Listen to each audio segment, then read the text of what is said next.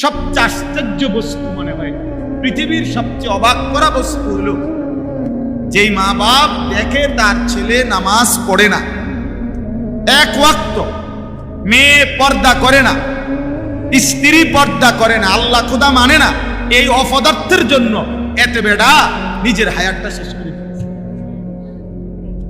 তার মতো অবাক করা মানুষ আর আজীব আজীব। আপনি না আখেরাত নামাজ রোজা হালাল রোজগার করলেন না, তো আখেরাত তো শেষে করলেন, তো দুনিয়া কি হইল? জিফুত মানুষ নামাজ পড়ে না, আল্লাহ চিনে না, আখেরাত চিনে না, বেড়া বেড়ি, নাচ গান, টেলিভিশন, ঘরে নর্তকীর ছবি, জিনা, ব্যভিচার, এই হইল মোবাইলে সারা রাত ছবি দেখে, মেয়ে সারা রাত পরের ছেলে আমনের ঘরে বইয়া কথা বলে। এখনকার তো আর কথা বলে না, এখন যুবতী মেয়ে যেই অসভ্যর লগে প্রেম করে তারে মোবাইলে সারা শরীর উলঙ্গ করে দেখায়। এখন আর শুধু কথা বলে না, হ্যাঁ আমরা সিরা খাই না, আমরা দুনিয়া জানি। তাইলে আপনি আপনার দুনিয়া কই? তাইলে আখেরাত তো নাই আপনার তো নামাজে পড়েন, আপনার তো টাকাই হালাল রোজগার করেন না, তো আখেরাত তো আপনি ছাইড়াই দিছেন আগের থেকে, নিজের থেকেই। আর দুনিয়া কই? দুনিয়া আপনার সোফা একসেট, সোফা বদিল্লার ঘরে আছে, দিন আইন না দিন খায় যে কাম করে যে বেড়া, এবারও তো এরকম ডাইনিং টেবিল সোফা কিনে থুয়ে রাখছে, কিতা 30,000 টাকা দিলে তো রেডিমেড সোফা পাওয়া যায়। আমার সরে ঠন ঠন করে গুনে খাইয়া পড়ে, ফরক না প্রথম 6 মাস তো বালাই দেয়া। হায় হায় মুসলমান, চিনলেন না, বুঝলেন? আল্লাহ আমাদেরকে মাফ করে দেন। আল্লাহর কথা শুনবার জন্য একটু সময়, একেবারে 100 আন্তরিকতা নিয়ে, মনোযোগ, এইম ইন লাইফ। এটা ইংরেজিতেও রচনা পরীক্ষা দিছি, বাংলাতেও কি দিছি পরীক্ষা দিছি। জীবনের লক্ষ্য, জীবনের যার লক্ষ্য নাই, কোনো উদ্দেশ্য নাই, গন্তব্য নাই, এ তো মাতাল, এ তো মাতাল, এ তো প্রতিবন্ধী। এখানে কোম্পানিগঞ্জ বাস স্ট্যান্ড থেকে যদি কেউ বাসে উঠে, কিছু দূর যাওয়ার পর কন্ডাক্টর ভাড়া নিতে আসে যদি জিজ্ঞাসা করে কোথায় নামবেন, কই যাবেন, সে যদি বলে তোমার ইচ্ছা মতো একখানে নামাই দিও, তখন এই কন্ডাক্টর হেল্পারে ধমক দিয়ে বলবে এই পাগল কিনতে উঠে না, বলবে কি না? বল, তুই বেটা প্যাসেঞ্জারে না উঠেবি, পাগল উঠেছ কেন?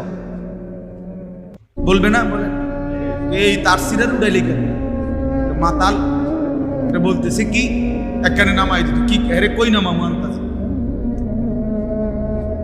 তাহলে যার জিন্দিগির কোনো লক্ষ্য উদ্দেশ্য থাকে না, সে এমন। কি করবা তুমি? কে জানে কি করবে না। বাপ একজন মুসলমান, তার সুনির্দিষ্ট টার্গেট থাকা যায়, সুনির্দিষ্ট গন্তব্য থাকা যায়। আমার শায়েখ আরিফ বিল্লাহ আল্লামা মুফতি মুশতাকুন নবী কাসিম হুজুর বলেন যে আমাদের সমস্ত জিন্দিগির পুরা জীবনের 3টা টার্গেট। 1 নাম্বার আল্লাহ তাআলার মহব্বত অর্জন করা, 2 জান্নাতের নিয়ামত অর্জন করা, 3 জাহান্নাম থেকে বাঁচা। অতএব আমার টার্গেট আল্লাহ তাআলার সন্তুষ্টি পর্যন্ত পৌঁছানো। আর আল্লাহ তাআলার চূড়ান্ত সন্তুষ্টি সেদিন যেদিন সরাসরি জান্নাতি বান্দারা আল্লাহকে দেখবে, আর আল্লাহ তাআলা ঘোষণা করবে, হে আমার বান্দা, আমি আর কোনোদিন তোমাদের উপরে অসন্তুষ্ট হব না, আর কখনো। এটাকে বলা হয় আল্লাহ তাআলার সন্তুষ্টি। ওয়ারিদওয়ানুম মিনাল্লাহি আকবার। তাহলে আমাদের জীবন শুধুই দুনিয়া চালানো না, আমাদের জীবন শুধুই বৃদ্ধকালে ছেলে পেলে বিদেশ টাকা পয়সা কামাই করে, বয়সকালে একটু নিরিবিলি খাইয়া পইরা বাঁচা, এটাই জীবন না, এটাই জীবনের উদ্দেশ্য না। মুসলমান আমরা, ছেলেরা তোমরাও মুসলমান, মুরব্বী বাবা আপনারাও মুসলমান। আপনি বয়স্ক হন আর তুমি ছেলে হও, যুবক হও, ইসলাম পূর্ণ বুঝাইয়া না দিয়া কবরে আগাইতে পারতেন। দিন পূর্ণ বুঝাই দিতে হবে। আসরের ময়দান পুরা 60 বছরের জিন্দেগি, পুরা হায়াত 5 জিনিস আল্লাহর কাছে বুঝাই দিতে হবে। 1, জীবন কোথায় ব্যয় করেছ। 2, আলাদাভাবে যৌবনকাল কোথায় ব্যয় করেছ। 3, প্রতিটি টাকা কোত্থেকে উপার্জন করেছ। 4, প্রত্যেকটি টাকা কোথায় ব্যয় করেছ। 5, যা কিছু জ্ঞান অর্জন করেছ তা অনুযায়ী কি পরিমাণ আমল করেছ। আন উমরিহি ফীমা আফনাহু ওয়া আন শাবাবিহি ফীমা আবলাহু ওয়া আন মালিহি মিন আইনা ইকতাসাবাহু ওয়া ফীমা আনফাকাহু ওয়া মাযা আমিলা ফীমা আলিম। আল্লাহর নবী সাল্লাল্লাহু আলাইহি ওয়াসাল্লাম বলেন, এই 5টি প্রশ্নের জবাব না দিয়ে কিয়ামতের দিন কোন বনি আদম 1 কদম সামনে পা বাড়াইতে পারবে। লা তাজুলু কাদামা ইবনে আদম ইয়াউমাল কিয়ামাতি হাত্তা ইউসআলা আন খামস। 5টি প্রশ্নের উত্তর দিতে হবে। এই যে 5টি, জীবন কোথায় ব্যয় করেছে, যৌবন কোথায় ব্যয় করেছে। 15 থেকে 40 এই হলো যৌবনের মক্ষম সময়, 25 বছর। এই 25 বছর কোথায় ব্যয় করেছ, কিভাবে, আলাদা বলতে হবে। আবার জন্ম থেকে মৃত্যু এই পুরা হায়াত কোথায় ব্যয় করেছ, কিভাবে, সেটাও বলতে হবে, সেটাও শোনাইতে হবে।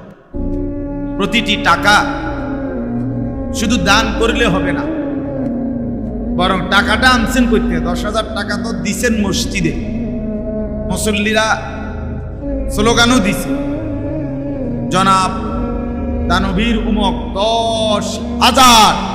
আর শ্রোতারা বলছে মার হাবা, আবারে মার মার হাবা। এটা তো ঠিক আছে বুঝছি, কিন্তু টাকাগুলো আনছেন করতে আল্লাহ তাআলা সেটা জিজ্ঞেস করে। সুদের টাকা এখানে কত, ঘুষের টাকা কত, কাস্টমার ঠকাইয়া ওজনে কম দিয়া 3 নম্বর মাল রে 1 নম্বর বললে যে চালাইয়া দিছেন মাল। এটা চায়না তো দূরে থাকে, এটা বাংলাদেশিও না, এটা বাইক বানাইছে, বুঝছে জাপানি। কথা বুঝছেন না? এই যে বাটপারি চিটারি করলেন টাকা রোজগার করতে গিয়ে, সেগুলো আল্লাহ তাআলার কাছে জবাব দিন। হ্যাঁ, জবাব দিত। নিজের হায়াতের ব্যাপারে প্রশ্ন একটা, কিন্তু নিজের টাকার ব্যাপারে প্রশ্ন 2টা। হায়াতের ব্যাপারে কথা জিজ্ঞাসা করবে না যে জীবন কার থেকে আনছো, না, এটা তো সবাই জানে আল্লাহ থেকে আনছো। যৌবন কার থেকে আনছো, না, এটা জিজ্ঞাসবে না। যৌবন যে আল্লাহ দিছেন সেটা তো জানি। জীবনের ব্যাপারে প্রশ্ন একটা, যৌবনের ব্যাপারে প্রশ্ন একটা, টাকার ব্যাপারে প্রশ্ন কয়টা, 2টা। উপার্জন করেছো কিভাবে, ব্যয় করেছো, উভয়টা বলো। শুধু মানুষের স্লোগান দিয়া হবে না, মার হাবা দিয়া আমি আল্লাহ সওয়াব দেই না, আমি আল্লাহ তোমার টাকার হিসাব দেখিয়ে দিই। সুজান তিরমিজি শরীফের মধ্যে আছে সিহাসিত্তা, 6টি বিশুদ্ধ হাদিসের কিতাবের একটি হলো তিরমিজি শরীফ। এটার প্রথম হাদিস, একবার 1 নম্বর হাদিস, লা তুকবালু সালাতুন বিগাইরি তুহুরিন ওয়ালা সাদাকাতুম মিন গুলুল। নবীজি সাল্লাল্লাহু আলাইহি ওয়াসাল্লাম বলেন, পবিত্রতা অর্জন ব্যতীত কোনো নামাজ কবুল হবে না, এবং হালাল ব্যতীত কোনো সাদাকা, কোনো দান কবুল হবে। কবুল হালাল হইতে হবে, গলুল হইলে হবে, ধোকা, প্রতারণা, ঠকানো, হবে না, সেটা সাদাকা আল্লাহর কাছে গ্রহণযোগ্য হবে। ইন্নাল্লাহা তাইয়্যিব লা ইয়াকবালু ইল্লা তাইয়্যিব। নবীজি সাল্লাল্লাহু আলাইহি ওয়াসাল্লাম বলেন, নিশ্চয়ই আল্লাহ পবিত্র, আর পবিত্র মাল ছাড়া অন্য কিছু তিনি গ্রহণ করেন না। হাদিস, ওয়া ইন্নাল্লাহা আমারাল মুমিনিনা কামা আমারা বিহিল মুরসালিন। আল্লাহর নবী বলেন, এই কোরআনে আল্লাহ ঈমানদারদেরকে সম্পদের ব্যাপারে, খাবারের ব্যাপারে ওই আদেশ করেছেন সমস্ত নবীদেরকে আল্লাহ যেই আদেশ করেছেন। নাফরমানি করতে করতে যদি ফেরাউনও হয়ে যায় সবাই, তবুও আল্লাহর মর্যাদা কমবে না। লা ইয়াজিদুহু শাইউন ওয়া লা ইয়ানকুসুহু শাইউন। কোনো কিছু আল্লাহকে বাড়াইতেও পারে না, কোনো কিছু আল্লাহকে কমাইতেও। আল্লাহু আকবার, আল্লাহু, সবাই বলেন আবার বলেন, আরো বলেন, আল্লাহ আল্লাহ আল্লাহ মহা, আল্লাহ মহা, আল্লাহ মহা। ডাকলেও আল্লাহ বড়, না ডাকলেও আল্লাহ। ওয়ালা যিকরুল্লাহি আকবার ওয়া রিদওয়ানুম মিনাল্লাহি আকবার। বহু আয়াত, বহু আয়াত। ওয়া কাব্বিরহু তাকবীরা। আল্লাহ তাআলা বলেন, ওয়া লিতুকাব্বিরুল্লাহা আলা মা হাদাকুম। আপনারা যত সদর বদরই করেন, আমি আমার কথা বলে যাচ্ছি। এই আপনার গো মাইক, লাইট, সুইচ এটি ঠিক করতে করতে দেখবেন মুনাজাত হয়ে যাবে। এই অল্প কথা কোনে ভিতরে, তখন গিয়া সবাই গিয়া সারলে নিরিবিলি ঠিক করে, কারণ তখন তার ঝামেলা থাকতো না।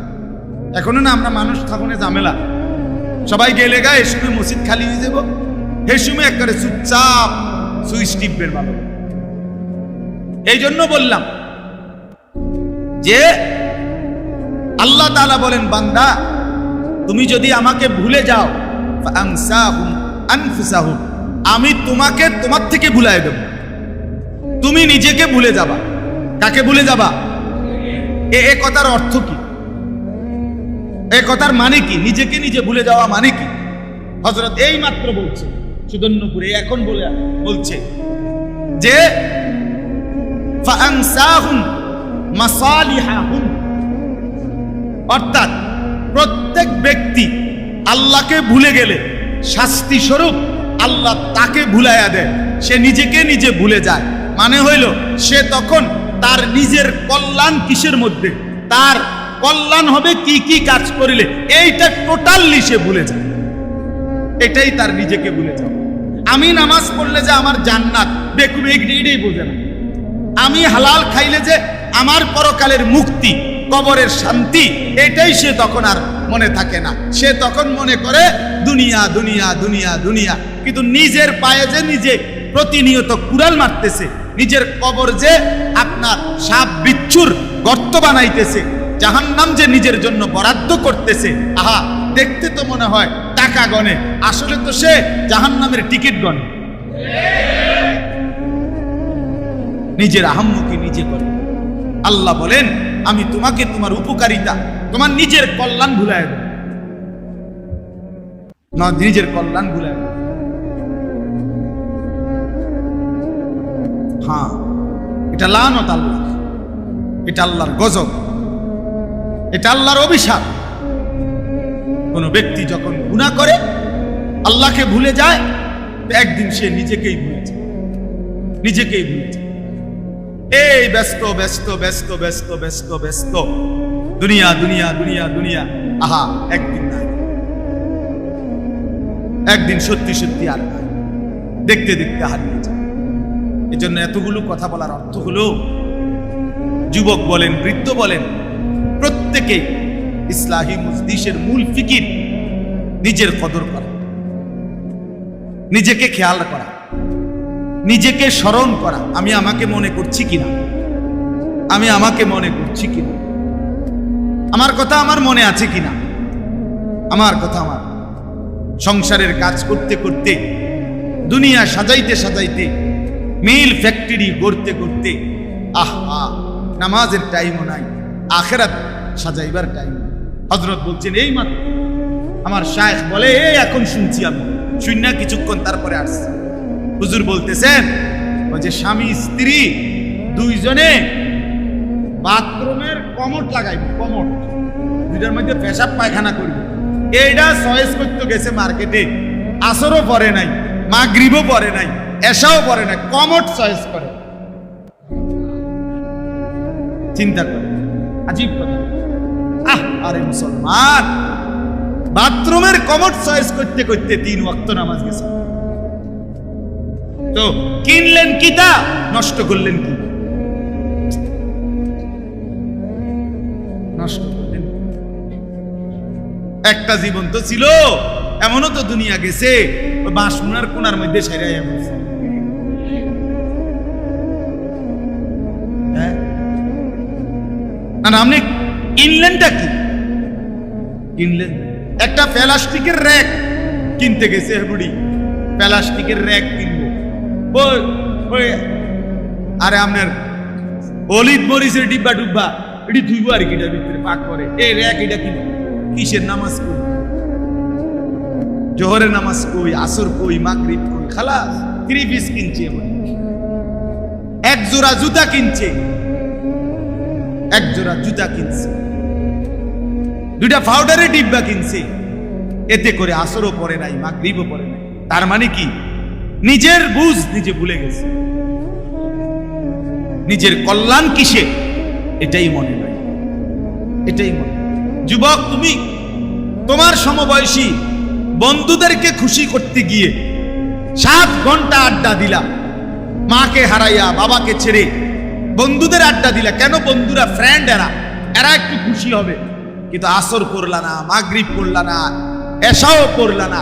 তোমার মতো অপদার্থ, তোমার মতো আহাম্মক, বেওকুফ, নির্বোধ, বোকা আল্লাহর জমিনে কি কোনো গরু ছাগলও তো এত বোকা হয় না। বেকুফ, আহাম্মক, কেমন? হ্যাঁ, ওয়ালা তাকুনু কাল্লাযীনা নাসুল্লাহ ফাআনসাহুম আনফুসাহুম। রব্বুল আলামিন বলেন, আমি আল্লাহকে এই পরিমাণ ভুলে যেও না। আমি রব্বুল আলামিনের ইবাদত বন্দেগী এই পরিমাণ ছেড়ে দিও না। ছেড়ে দিলে বারবার একদিন আমি আল্লাহ তোমাকে এমন বানিয়ে দেব, তুমি তখন নিজের কল্যাণ ভুলে যাবে। কিসে তোমার উপকার এটাই তোমার আর বুঝে আসবে না, কিসে তোমার কল্যাণ এটাই মনে পড়বে না। সিনেমার নর্তকী দেখে দেখে তুমি জিন্দেগি শেষ করছো। টাকা কামাই হয় নর্তকীর, হায়াত আর জীবন আর যৌবন যায় তোমার। তুমি কেমন বেওকুফ! আমার থেকে তো যাওয়ার কথা না, আমার তো 9টা 20-এ বাজার কথা। কারণ আমি তো আমার টাইম ব্যবহার করছি না, আমি তো ফ্রি টাইম ব্যবহার করছি। কোম্পানির টাইম ওই কোম্পানির বাফের ক্ষমতা আসেনি আমার হায়াত থেকে এই আধা ঘন্টা স্থির করে রাখতে। ফ্রি কোথায়? ফ্রি হলো কিভাবে? এ তো আমার হায়াত থেকে গেল, এটা তো তোমার জীবন থেকে গেল ভাইয়া, এ তো তোমার সময় গেল। এজন্য ফ্রি টাইম প্রতি মিনিট আমারই, প্রতি সেকেন্ড আমার টাইম, প্রতিটা মুহূর্ত খোদার কসম আমার হায়াত থেকে যায়, আমার যায়, আমার যায়, আমার যায়। পৃথিবী, আমি প্রায় বলি বাপ, আমার মৃত্যুর পরে পৃথিবী যদি আধুনিক হইতে হইতে চাঁদের দেশেও চলে যায়, মঙ্গল গ্রহ চলে যায়, আমি তো আর নাই পৃথিবীতে, লাভ কি? আমার কি লাভ? আমার লাভ লোকসান আমার এই টাইমটাই, আমার হায়াত। কাজে লাগাইলেও এই আমার হায়াত, নষ্ট করে দিলেও আমার হায়াত, গড়লেও আমার হায়াত, নষ্ট করলেও কি? এরপরে আমাদের জিফুতে একবারে চাঁদের দেশে গিয়ে তাই তো আমাদের লাভ কি? বাবুরে, আপনি এতটা পরিশ্রম করছেন, একারে ঘুম, আহার, নিদ্রা, রাত দিন একাকার করে পয়সা কামাইছেন। কিয়ের নামাজ, কিয়ের আল্লাহ, কিয়ের খোদা, কিয়ের তসবিহ, কিচ্ছুর কোনো টাইম ছিল না আপনার। সংসার সংসার সংসার, জিফুত জিফুত জিফুত। কিন্তু আপনার চোখ বন্ধ হওয়ার পরে আপনার জিফুত বুঝলাম আর কি, আলিশান বিল্ডিং এ থাকে। তো আপনার কি তো হয়েছে? আপনার কবরে একটা এসি লাগাই দিতে বলেন না, আপনার কবরে এক সেট সোফা দিতে বলেন না, আপনার কবরে বলেন আপনার কবরে একটা ছোট্ট লাইট 20 পাওয়ারের একটা লাইট জ্বালাই দিতে বলেন না। বোকা মুসলমান, বোকা মানুষ আমরা। বুঝলাম নিজের আখেরাত, এই নাফরমান সন্তানের জন্য নিজের আখেরাত শেষ করে। হ্যাঁ, আমার কাছে পৃথিবীর সবচেয়ে আশ্চর্য বস্তু মনে হয়, পৃথিবীর সবচেয়ে অবাক করা বস্তু হলো যেই মা বাপ দেখে তার ছেলে নামাজ পড়ে না, এক ওয়াক্ত, মেয়ে পর্দা করে না, স্ত্রী পর্দা করে না, আল্লাহ খোদা মানে না, এই অপদার্থের জন্য এতে বেড়া নিজের হায়াতটা শেষ করে। তার মতো অবাক করা মানুষ আর আজীব। আপনি না আখেরাত, নামাজ রোজা হালাল রোজগার করিলেন না, তো আখেরাত তো শেষে করলেন, তো দুনিয়া কি হইল? জিফুত মানুষ নামাজ পড়ে না, আল্লাহ চিনে না, আখেরাত চিনে না, বেড়া বেড়ি, নাচ গান, টেলিভিশন, ঘরে নর্তকীর ছবি, জিনা, ব্যভিচার, এই হইল মোবাইলে সারা রাত ছবি দেখে, মেয়ে সারা রাত পরের ছেলে আমনের ঘরে বইয়া কথা বলে। এখনকার তো আর কথা বলে না, এখন যুবতী মেয়ে যেই অসভ্যর লগে প্রেম করে তারে মোবাইলে সারা শরীর উলঙ্গ করে দেখায়। এখন আর শুধু কথা বলে না,